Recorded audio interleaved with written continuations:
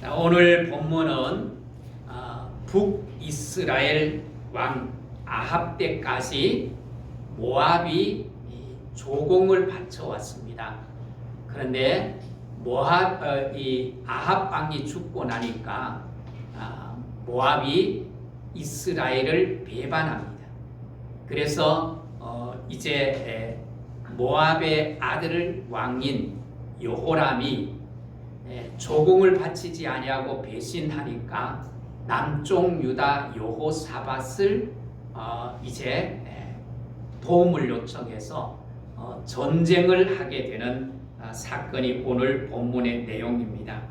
그런데 오늘 전쟁을 시작해서 얼마 되지 않았는데 문제가 생겼어요. 두 왕이 해결할 수 없는 문제가 생겨서 엘리사를 찾아갔는데 엘리사가 그 문제를 해결해 줄 뿐만 아니라 그 전쟁에서 예상치 못한 큰 승리를 얻게 된 것입니다. 오늘 이 사건을 통하여서 오늘 엘리사를 우리가 함께 묵상하기를 원합니다. 엘리사 선지자가 어떻게 해서 이렇게 놀라운 문제를 해결할 뿐만 아니라 전쟁을 승리로 이끌었던 그 능력, 그 힘이 어디에서부터 왔는지를 함께 찾아보면서 오늘 우리가 신앙생활하면서 우리에게도 엘리사처럼 능력과 힘 있는 그런 삶을 살아갈 수 있는 성도들이 될 수 있기를 주의 이름으로 축복합니다.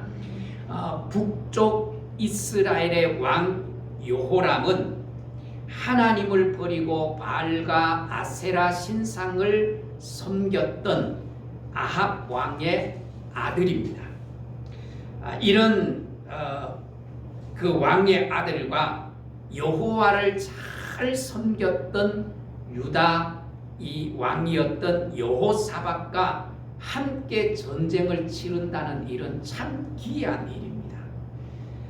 더욱이 이 여호사밧은 이미 아합의 딸과 자기 아들과 결혼을 시켜서 아합 가문과 그러니까 여호람 왕과 사돈지간이죠. 이 사돈지간이 되었는데 사실은 이런 사돈지간이 됨으로 말미암아 여호사밧 자신뿐만 아니라 남쪽은 하나님이 특별히 한 가문을 세우셔서 그리스도의 가문으로 이어지게 되지 않습니까? 그것이 다윗 왕조인데 이 다윗 왕조에도 큰 어려움을 겪게 한 사람이 바로 이 여호사밧이기도 합니다. 그런데 어쨌든 이 두 사람이 이제 연합을 해서 아합 그 모압과 전쟁을 하게 되는 그런 모습을 보게 됩니다. 그런데 이 북쪽 여호람은 사실상 북쪽 여호람의 입장에서 보면 여호사밧은 굉장히 중요한 사람이에요. 왜냐하면 그 여호사밧의 덕을 많이 본 사람이기 때문에 그런 의미에서 보면 여호사밧은 복 있는 사람이에요. 왜? 나로 하여금 또 다른 사람들이 내 덕을 보게 하는 거예요. 오늘 축복합니다. 여러분도 여러분의 주위에 있는 사람들에게 덕을 끼칠 수 있는 사람이 되기를 축복합니다. 누구든지 내 옆에 있으면 내 덕을 많이 봐야 되죠. 그래야만 그 사람이 복 있는 사람이 아니겠어요? 그러니까 여호사밧은 여호람에게 있어서 복 있는 사람이고 덕을 끼친 사람 중에 한 사람인데 그런데 이 두 왕을 살펴보면 신앙이 너무너무 차이가 나요. 너무너무 차이해요. 근데 우리의 신앙은 언제 그 진가를 발휘하지요? 사실상 우리의 신앙은 위기를 만났을 때 우리의 신앙의 진가가 드러나요. 평상시에 보면 정말로 믿음으로 사는 것 같고 믿음이 정말 충천한 것 같고 또 어떤 사람은 저 사람이 믿음이 있는지 없는지 교회 생활은 제대로 하는지 안 하는지 주일날 예배 드리고 나면 뭐 교회 보이는 적도 없어.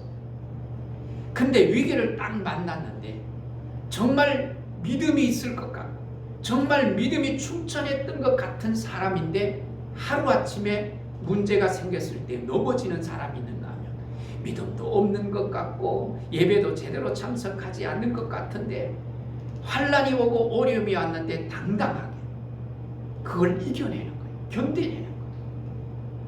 그걸 보면 위기 때 진정하게 우리의 믿음이 확연하게 드러나는 거예요. 오늘 본문에도 보면 이 두 왕이 그 신앙의 질이 반응이 전혀 달라요. 전쟁을 시작했는데 9절에 보면 7일 만에 물을 얻지 못하여서 위기를 만나게 돼요. 이렇게 위기를 만났을 때 두 왕의 반응이 전혀 달라요. 북쪽 이스라엘의 왕인 여호람은 어떤 반응을 보입니까? 슬퍼하고 걱정만 하는 거예요. 걱정이 늘어졌어요. 10절을 한번 보십시오. 10절을 보면 이스라엘 왕이 이르되 슬프다 여호와께서 이 세 왕을 불러 모아 모압의 뭐예요? 손에 넘기셨다. 그렇게 말합니다. 슬퍼하면서 우리를 전쟁에 붙여서 모압 왕에게 지게 만들었다. 우리가 지면 어떻게 할까? 그리고 염려에 가득 차 있는 그런 모습을 볼 수가 있습니다. 그런데 반면에 여호와를 경외했던 남쪽 유다의 여호사밧 왕은 그 반응이 무엇입니까? 하나님의 사람을 찾아가요. 11절을 한번 보십시오. 여호사밧이 이르되 우리가 여호와께 물을 만한 하나님의 선지자가 여기 있느냐 하는지라 이스라엘의 왕의 신하들 중에 한 사람이 대답하여 이르되 전에 엘리야의 손에 물을 붓던 사밧의 아들 엘리사가 여기 있나이다. 그래서 하나님의 뜻을 물을 수 있는 사람이 이 지역에 있느냐? 그리고 있다고 말하니까 찾아가는 거예요. 그리고 뭐예요?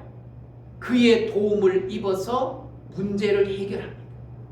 그리고 꿈에도 생각지 못했던 큰 승리를 경험하게 됩니다. 이렇게 하나님의 사람인가를 물어보고 이제 여호람과 여호사밧이 이 두 왕이 엘리사 선지자를 찾아가지요. 엘리사 선지자는 남쪽 유다 왕과 북쪽 유다 왕 이 두 왕이 합쳐도 해결할 수 없는 문제를 해결할 뿐만 아니라 승리를 그들에게 안겨줘요. 이것이 엘리사 선생님이 가지고 있는 능력이고 엘리사 선생님이 가지고 있는 힘이에요. 여러분, 엘리사 선생님은 돈을 모아놓은 부자가 아니에요. 또 그에게는 권력이 있는 것도 아니에요. 군사가 있는 것도 아니에요. 그런데 뭐예요? 힘도 있고 군사를 가지고 있는 두 왕이 합쳐도 해결할 수 없는 문제를 엘리사 선생님이 해결하는 거예요.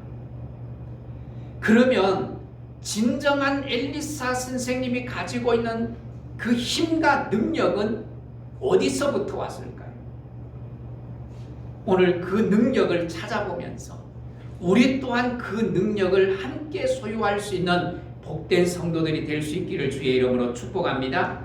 12절, 우선 12절을 보십시오. 우리가 12절을 우리 같이 읽겠습니다. 시작. 여호사밧이 이르되 여호와의 말씀이 그에게 있도다 하는지라.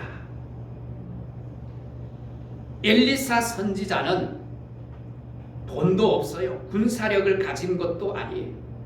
물이 없다고 하니까 우물을 팔 만한 그런 힘과 능력이 있는 사람도 아니에요. 그런데 그에게는 무엇이 있었어요? 그에게는 여호와의 말씀이 있었어요. 그걸 누가 보고 아는가 하면 여호사밧이 아는 거예요. 여호사밧이 엘리사 선생님을 보자마자 뭐라고 말씀합니까? 여호와의 말씀이 그에게 있도다. 그렇게 말합니다. 여호와의 말씀을 엘리사는 가지고 있는 거예요. 그리고 또 하나가 있습니다. 그것이 뭡니까? 그 엘리사에게 하나님의 손이 그 위에 있어요. 15절을 우리 같이 읽습니다. 15절. 이제 내게로 검은 것 탈 자를 불러오소서 하니라. 검은 것 타는 자가 검은 것을 탈 때에 여호와의 손이 누구 위에요? 엘리사 위에 있더니. 엘리사 위에 여호와의 손이 있어요. 자신의 능력, 자신의 실력이 아닌 여호와의 능력이 엘리사와 함께 했다는 것입니다. 그렇습니다. 엘리사 선지자의 능력과 힘이 어디에서 나왔는가 하면 여호와의 말씀과 여호와의 손에 의하여서 그 능력과 힘이 나왔다는 거예요. 오늘 돈도 건세도 세상 지식도 없지만 여호와의 말씀과 여호와의 손이 함께함으로 엘리사는 능력의 종이 된 것입니다. 그러면 여러분, 말씀이 무엇입니까? 말씀은 세상을 창조하는 능력입니다. 아무것도 없어도 여호와의 말씀으로 무한한 이 능력을 가지게 됩니다. 그래서 말씀을 가진 자가 결국은 세상을 다스리는 자가 됩니다. 창세기를 통하여서 천지를 창조하시고 사람을 만드시고 하나님이 축복하시면서 생육 번성 땅에 충만하라, 땅을 다스리라고 말합니다. 그 땅을 다스릴 사람은 누구예요? 여호와의 말씀을 가진 자예요. 그 여호와의 말씀을 가지는 자가 결국은 세상을 다스리는 자가 되는 거예요.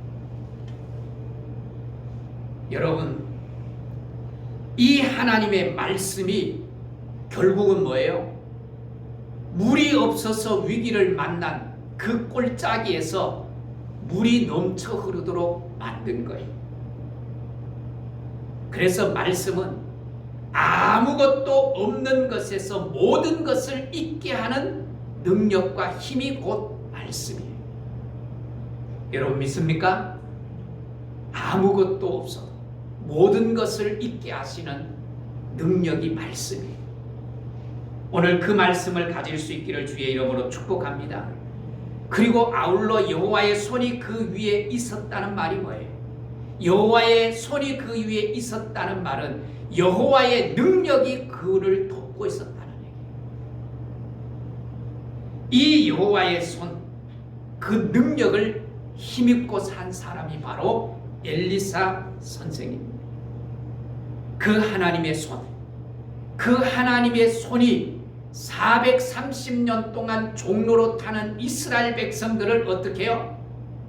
출애굽시킵니다. 그 하나님의 능력의 손이 강야 40년을 이끌어갑니다.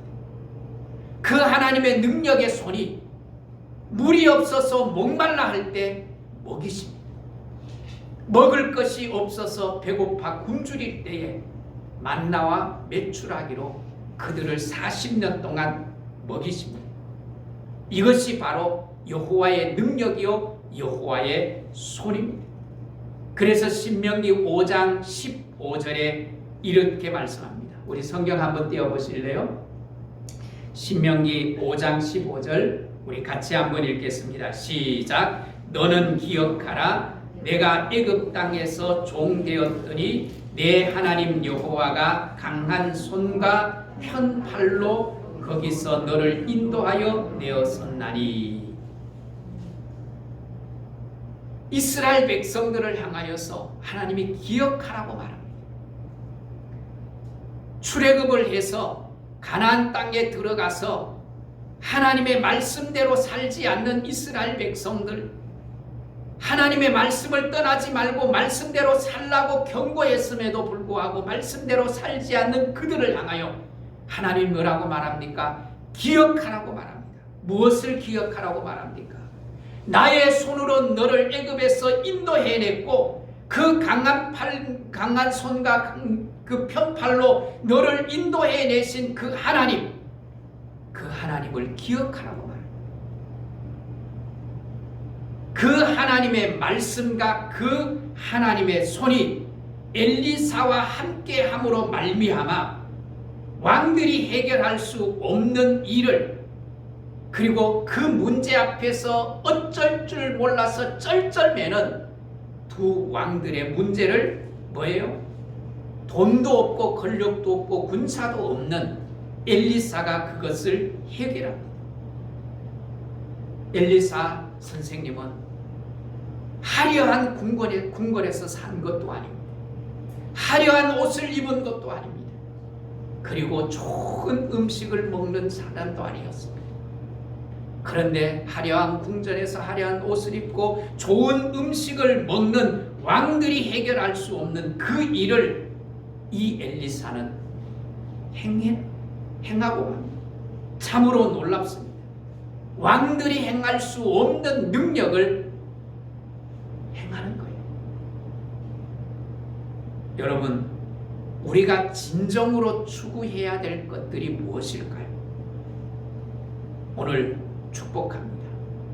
내 안에 하나님의 말씀을 가진 자로 살아갈 수 있게 되기를 주의 이름으로 축복합니다. 성경은 말하지 않습니까? 시편 1편에 복 있는 사람은 여호와의 말씀을 뭐합니까? 즐거워하고 주야로 묵상하는 자라고 말합니다. 그런 사람, 여호와의 말씀을 주야로 묵상하고 그 말씀을 즐거워하는 사람, 그 말씀을 가슴에 가진 자는 일이 안 되는 것 같고 일이 풀려지는 것 같지 않는, 정말 어려운 가운데 있는 것 같은데, 그런데 어느 순간에 하나님이 그 길을 활짝 열어주시는 거예요. 믿으시기를 주의 이름으로 축복합니다. 또한 여호와의 손이 함께하는 사람이 되십시오. 돈이 없어도, 내게 어떤 권력과 힘이 없어도 하나님의 손의 도우심을 입을 수 있는, 그리고 하나님이 그런 도움을 주시기를 원하는 그런 삶을 살아갈 수 있는 복된 성도들이 될 수 있기를 주의 이름으로 축복합니다. 그런 사람이 되면 세상이 두려워하는 거예요. 세상이 감당치 못하는 사람이 되는 거예요. 성경에 보십시오. 이삭이 바로 그런 삶을 살았습니다. 이삭은 가뭄으로 인하여서 어려움을 겪게 되니까 나그네처럼 그랄 땅, 이방인 그랄 땅에 가서 생활하게 됩니다. 그런데 그 그랄 땅에서 살 때에 그랄 왕과 그랄 왕의 군대 장관인 아우삿이 이삭을 찾아와서 하는 말이 무엇입니까? 그들의 고백이 무엇입니까? 우리 성경을 한번 보겠습니다. 창세기 26장 28절 29절 우리 띄워주십시오. 예, 우리 같이 한번 읽겠습니다. 시작. 그들이 이르되 여호와께서 너와 함께 계심을 우리가 분명히 보았으므로 우리 사이 곧 우리와 너 사이에 맹세하여 너와 계약을 맺으리라 말하였노라. 너는 우리를 해하지 말라. 이는 우리가 너를 범하지 아니하고 선한 일만 내게 행하여 내가 평안히 가게 하였음이라. 이제 너는 여호와께 복을 받은 자니라.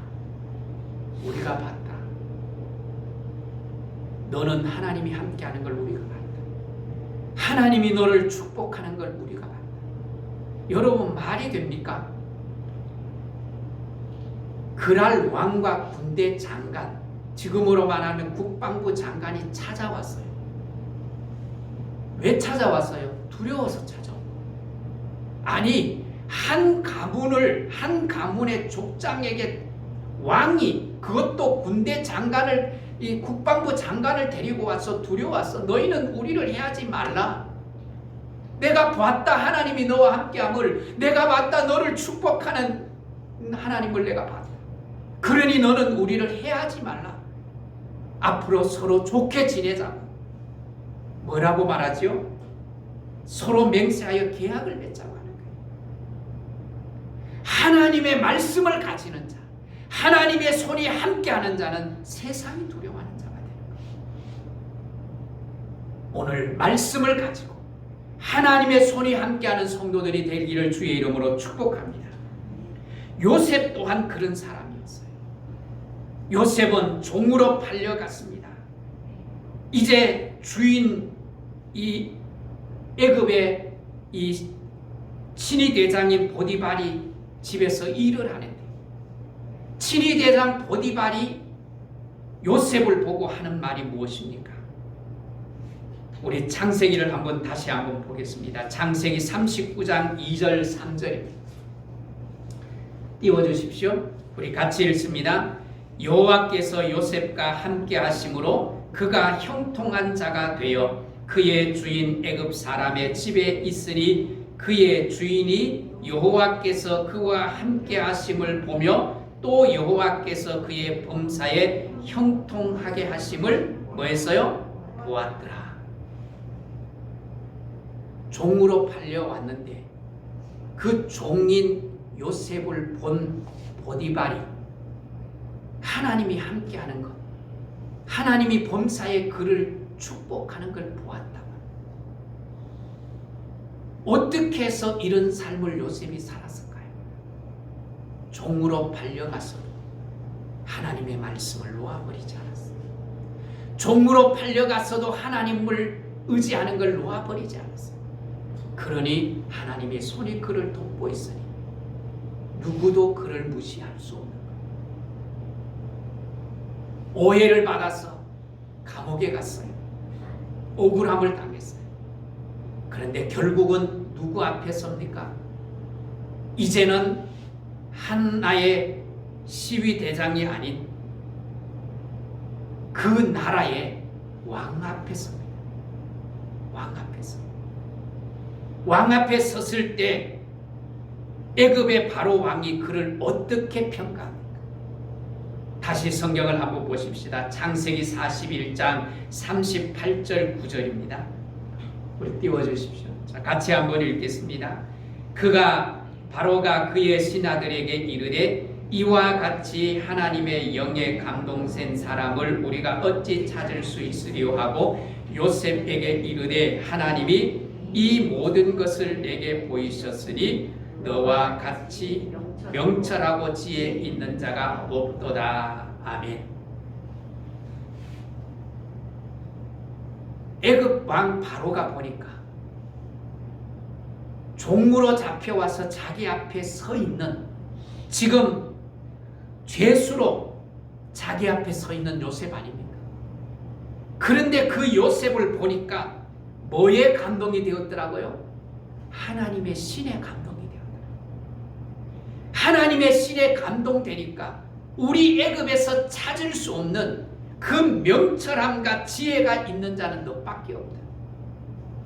그러면서 뭐예요? 나라를 통째로 그 요셉에 맡깁니다. 그리고 애굽 나라를 실질적으로 다스리고 통치하는 사람은 누구예요? 요셉이 됩니다. 여러분, 요셉은 학력이라든지 권력이라든지 재물이라든지 이런 것들을 가지고 애굽 왕 바로와 경쟁을 하면 경쟁할 수 있어요, 없어요? 경쟁이 돼요, 안 돼요? 경쟁이 안 됩니다. 분명 요셉은 어떤 권력이나 재력이나 학력을 가지고는 이 바로 왕과는 견줄 수가 없습니다. 그런데 요셉에게는 바로와 견줄 수 있는, 경쟁할 수 있는 경쟁력이 있었어요, 없었어요? 경쟁력이 있었어요. 그것이 무엇입니까? 바로 왕이 가지지 못한 것을 요셉은 가지고 있었어요. 그것이 바로 하나님의 말씀이요, 그것이 바로 하나님이 함께하는 하나님의 손길이었어요. 오늘 축복합니다. 우리가 세상과 경쟁하면 때로는 세상과 경쟁할 수 없는 그런 우리가 될 때가 얼마나 많은지 몰라요.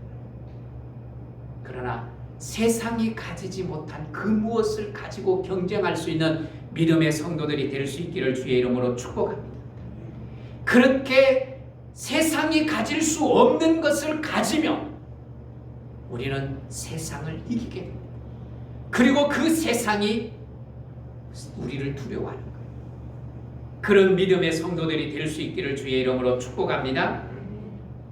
그래서 우리가 갖추어야 될 우리의 경쟁력은 무엇입니까?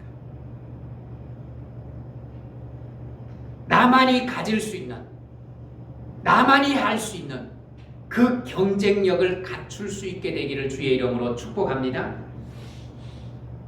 우리 교회 경쟁력이 뭘까요? 요즘 청년들은 스펙을 만들기 위해서, 스펙을 쌓기 위해서 얼마나 많은 시간과 노력을 들이는지 모릅니다.